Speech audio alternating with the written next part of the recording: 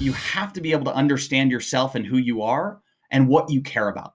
So sit down and think about, what are those goals that you have in your life? What are those things that really fill you up? And what are those things that take you down? And once you start to build that personal self-awareness, you can start creating and understanding what that future you want to build looks like and what's important to you. Welcome to the Bulletproof Cashflow podcast. Let's get into the show. Hey everyone, this is Agostino. When it comes to learning how to raise capital, much of that training is wasted because it only focuses on tactics rather than the mental strategies that you need to use to get investors on your side.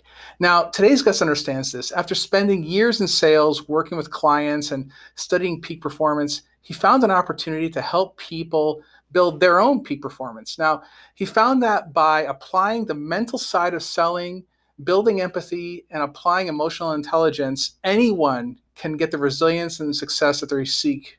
Right now, he is the founder of CoreOS, or MyCoreOS, a system that trains individuals and their companies on how to optimize their internal operating systems. Now, with all that, I'd like to welcome Jordan Benjamin to the show. Jordan, hey buddy, thanks for coming on, man.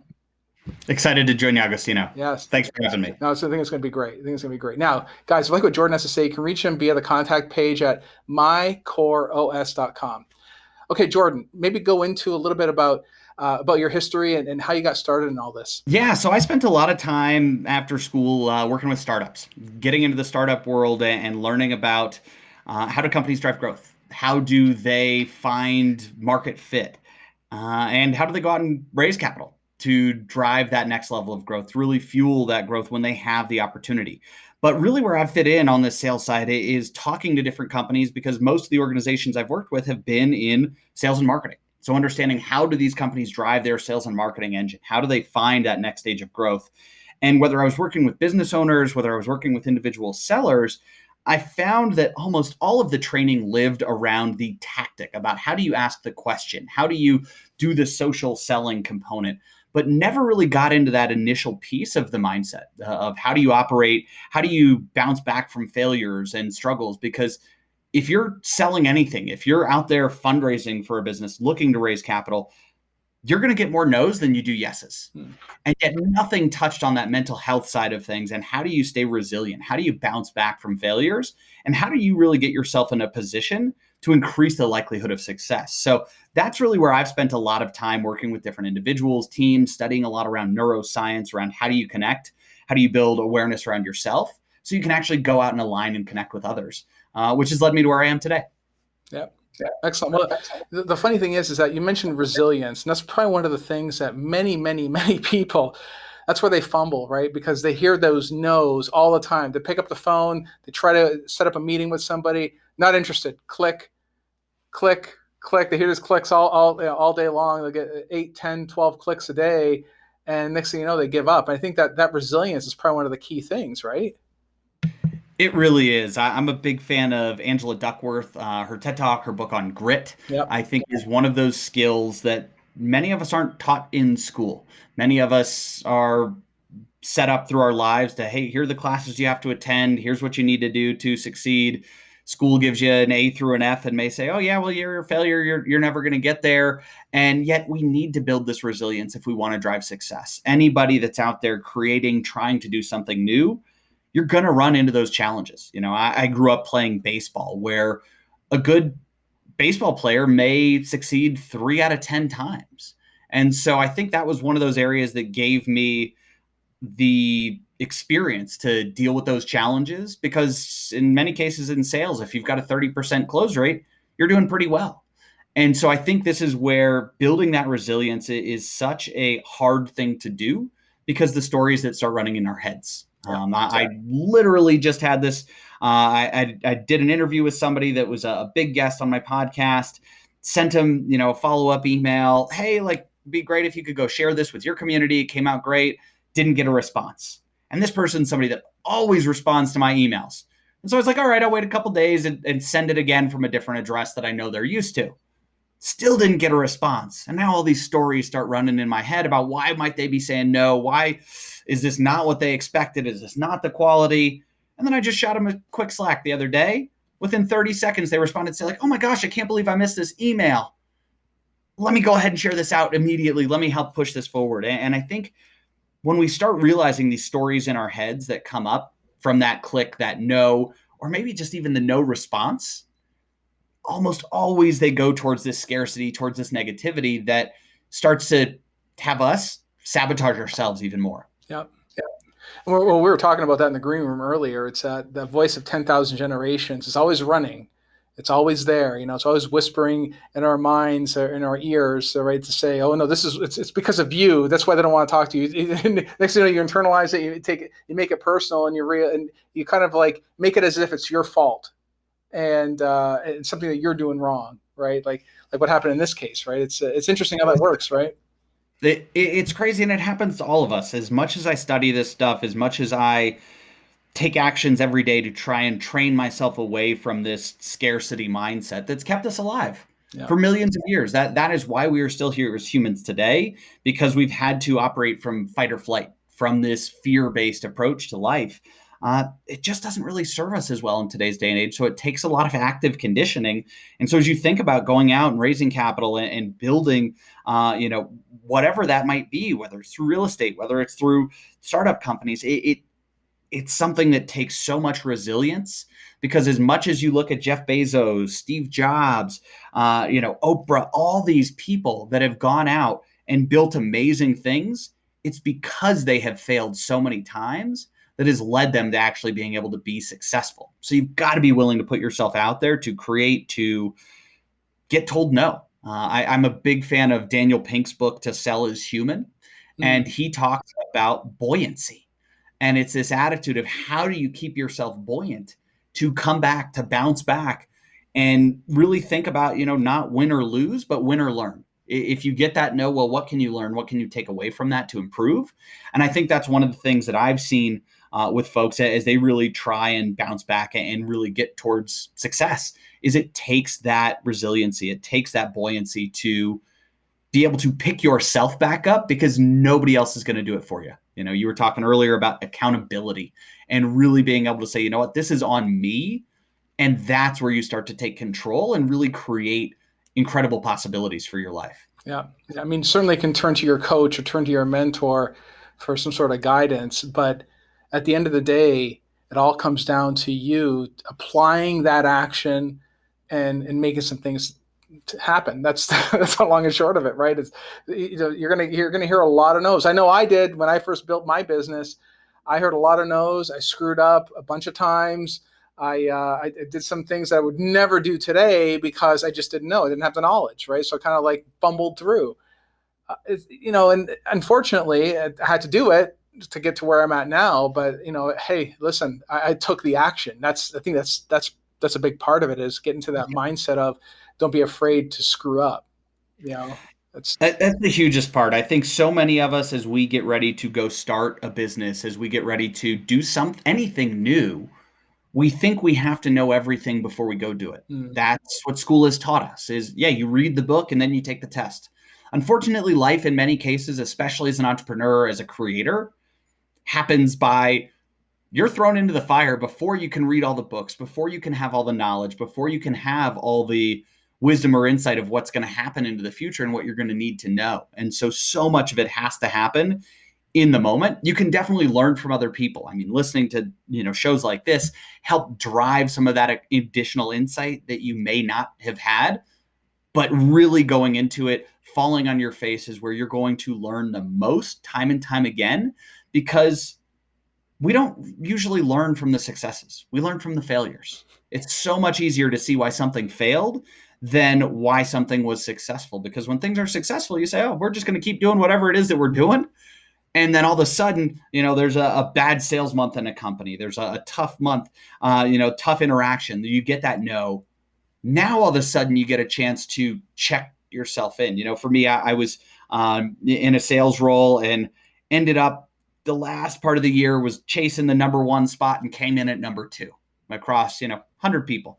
And while I was so bummed that I came in at number two, I spent so much more time dissecting and learning and understanding what I can do better because I came in number two. If I would have been number one, I would have said, hey, I'm the best. I'm great. It doesn't matter. Like, I know what I'm doing.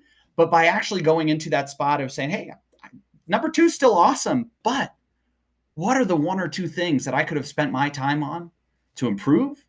That's how we start building that growth mindset, as Carol Dweck talks about, and what really gives us the ability and opportunity to be resilient, bounce back, and see those opportunities in the struggles and the challenges where we can learn and grow. Yep. Yeah. And I think something else to keep in mind too, that many people often forget, it's not always one big thing too. It could be several small things, right? It could be that, so for instance, for instance, when I'm training people and I'm mentoring people and I'm talking to a specific investor, right?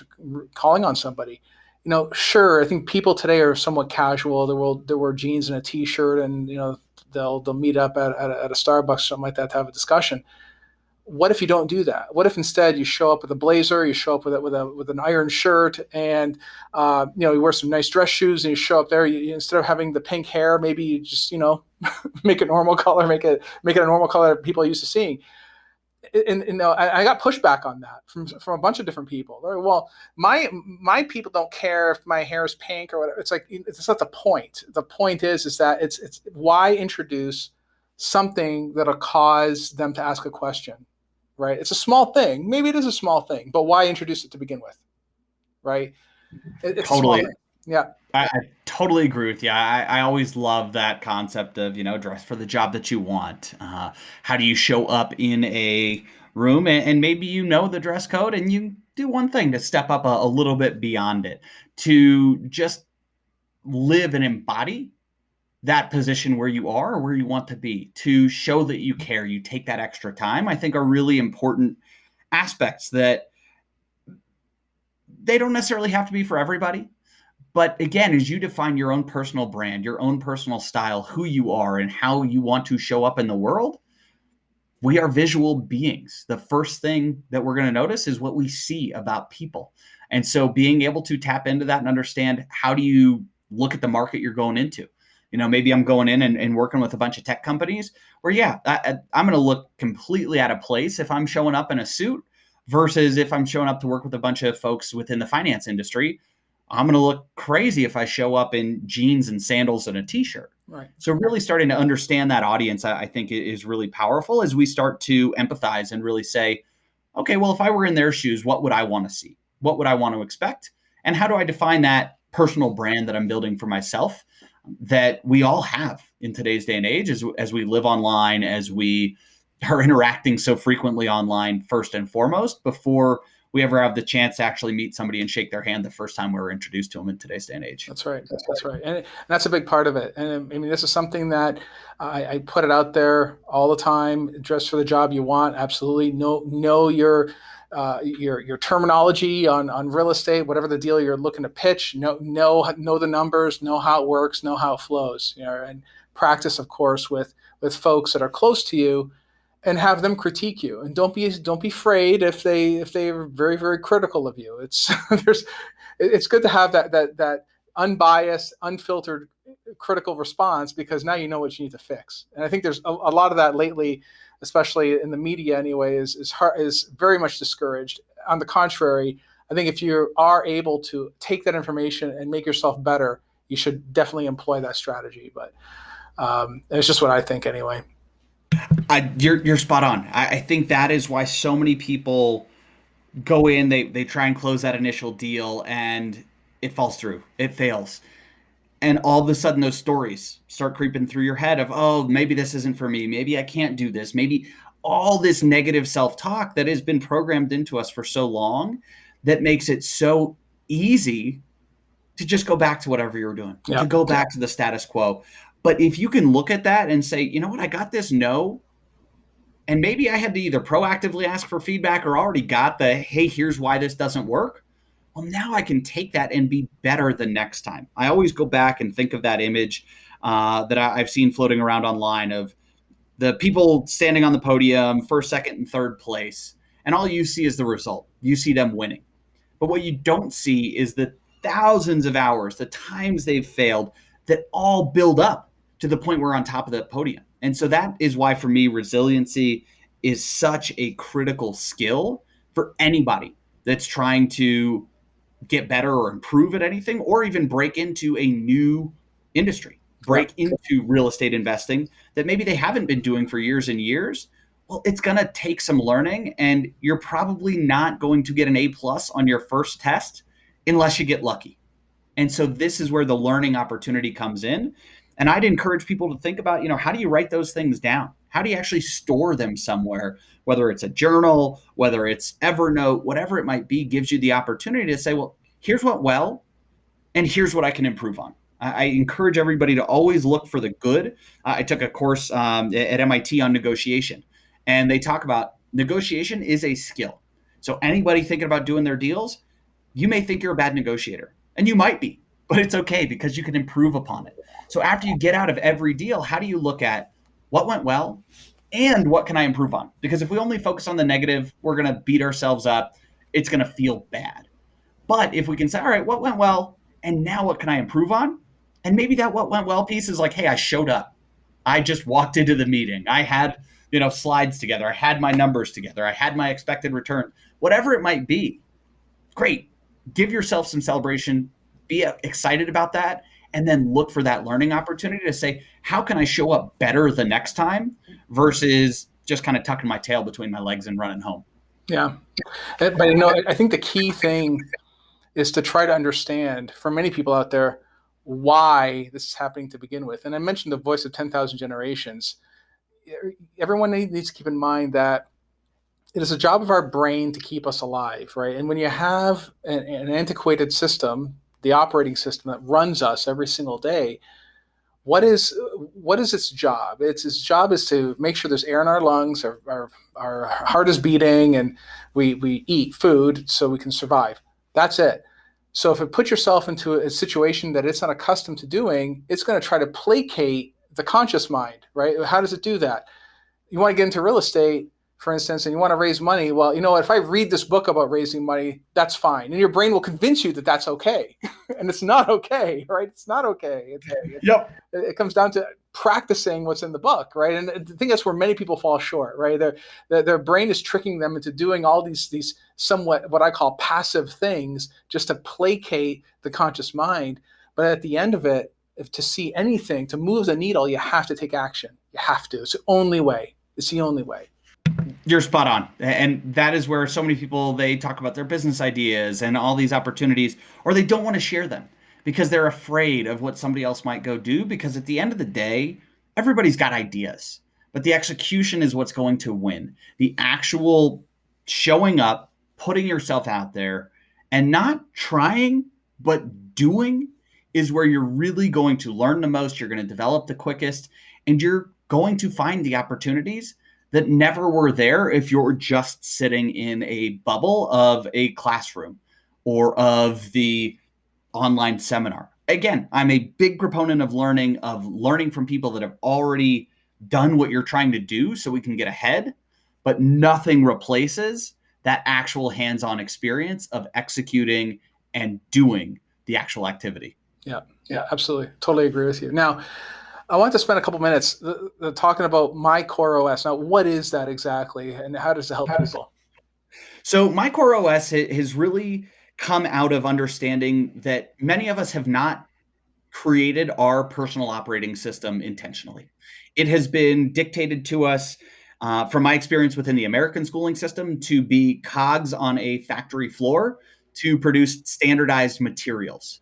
And yet we go in, we update our cell phones, we update our apps, our computers all the time to find little tweaks and bugs and security improvements and things to help all of those things perform better and more effectively. And yet none of us do that for our own personal lives consciously, or have not been trained on that. Many of us are doing it and are starting to, like learning from these types of podcasts and resources. We're seeing that conscious input of how do we actually create the operating system we want in our lives.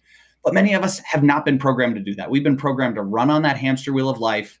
That's where I've seen the stress, the burnouts, to suicide from people that live good lives, that have opportunity, but yet see no path forward outside of this hamster wheel of life. And so we've pulled together a bunch of different resources from neuroscience and mindfulness and peak performance coaches to really help people create a fulfilling life, to integrate not just balance work and life, but to try to build integration between their work and life so they can really be fulfilled and create the life of their dreams versus live the life of some other billionaire's dreams where they want to keep you working for them and not creating what really fills you up. So we bring together a bunch of different components, working with sales teams, sales leaders, and different business leaders to help them build that operating system for themselves and their teams to really help create sustainable performance over the long term.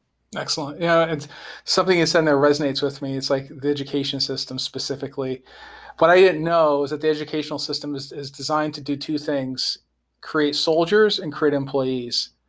And this system that's just basically global, it's a global system too, which is phenomenal, right? If you think of what it took to deploy that system, it's not the system that we were all meant to be. I mean, we were a nation of entrepreneurs, at least America was anyway, and most people were entrepreneurs. That's how we used to put food on the table. Now we're a nation of people that expect handouts. And I think by modifying our own core OS, we're able to shift back to the entrepreneurial mindset, because I think that is how you experience true freedom. I mean, that financial freedom that everybody's looking for, it starts with really in your mind as far as creating personal freedom first, right? And thinking about that and manifesting it in your life. It's a big part of it. It's huge. It absolutely is. It's really funny. I've got a friend who is on the board of a nonprofit school down in Guatemala, and they were talking about shutting the school down for 6 months to totally retrain the teachers and the staff to actually look at how do they talk to people about the problems that are actually facing their society and come up with ideas to fix and solve those within their school curriculum versus the exact same curriculum that they might teach in the US, where they've got a much different demographic. They've got a much different type of society, but yet we see that the school system has us all programmed, has all of the software downloaded into our mental brain hardware to say, yeah, you're going to be an employee. You're going to go work for somebody else. We're going to remove your creativity. We're going to remove your ability to really engage effectively with other people and create you to either be a soldier or an employee, which is why many of us are unhappy and not seeing the types of rewards and results and not living up to our full potential as humans that have so much opportunity and so much potential success we can drive, but has been conditioned out of us for most of our lives. Yeah. Yeah. And that's the thing. I mean, it's one of those things and that's the thing. It takes work. It takes work to figure that out. And when you do figure it out, which we're telling you right now, it's what the problem is. I already know it is for many people out there. It takes work to fix it. That's what it does. Yeah. It really does. It's about putting in that work. It's about knowing that you're going to fall on your face, and that's okay. If you think about how you learned to walk, it did not happen overnight with an A+ on a test. It happened with a lot of stumbles, a lot of falls, and that's what you're going to face as you go out and begin investing. As you are even through part of that tenure of going through it, you're going to fall on your face. There are going to be things that come up and bite you that you didn't expect. But that's how we learn, that's how we grow, and that's how we move towards mastery of really owning our own destiny and not living the life of somebody else's dreams. Yeah, that's right. That's right. Now, Jordan, for someone listening right now, maybe they're hearing this and maybe they know they need to take some sort of action or they need to make a change in their life. What sort of bulletproof advice would you offer to them? It has to be work to build your own self-awareness. You have to be able to understand yourself and who you are and what you care about. So sit down and think about what are those goals that you have in your life? What are those things that really fill you up? And what are those things that take you down? And once you start to build that personal self-awareness, you can start creating and understanding what that future you want to build looks like and what's important to you. But so many times we do things that are important to somebody else because they told us that's what's important, or they're telling us that's what I should focus on. But really take some time, sit with yourself, find a little bit of a quiet space and ask yourself, what are the most important things in my life and what do I really value? And then start seeing how you can work towards those areas. Because what I want, what Agostino may want, are all different things until you can figure out what it is that you truly, really want. Right. Excellent. Love it. All right, guys. Well, if you want to reach out to Jordan, you can reach him via his website at mycoreos.com. Hope you got some insight on how you can leverage your core OS to really fix some of the things that may not be going well in your life, right? I mean, it all comes down to manifesting the life that you want to live, documenting it, making it happen. That ultimately is what it is. All right, guys. Thank you so much for tuning in, and I'll see you in the next episode. Take care. Hey, Agostino here, and I would love to connect directly with you. Text the word books to 202-410-4202 to receive weekly book recommendations from me.